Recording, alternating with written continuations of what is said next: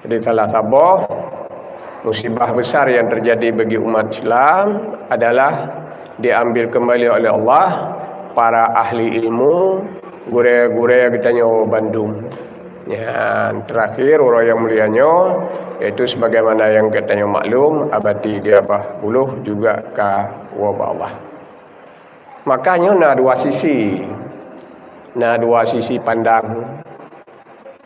Sisi yang pertama masalah abu-abu dengan wabah Allah. Dua sisi pandang.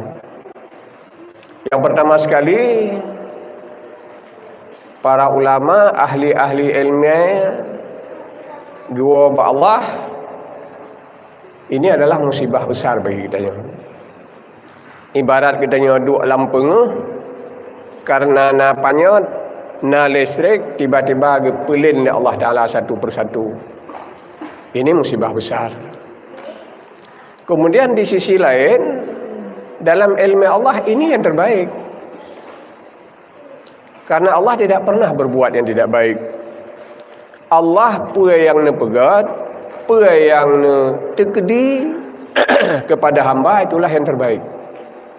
Ya, maka dua buah sisi kalen tanya. Yang pertama sekali sisi kalen katanya kagadah sumber ilmu itu adalah musibah. Tapi dibalik daripada musibah itu adalah ada ketentuan Allah yang tidak diketahui oleh kita.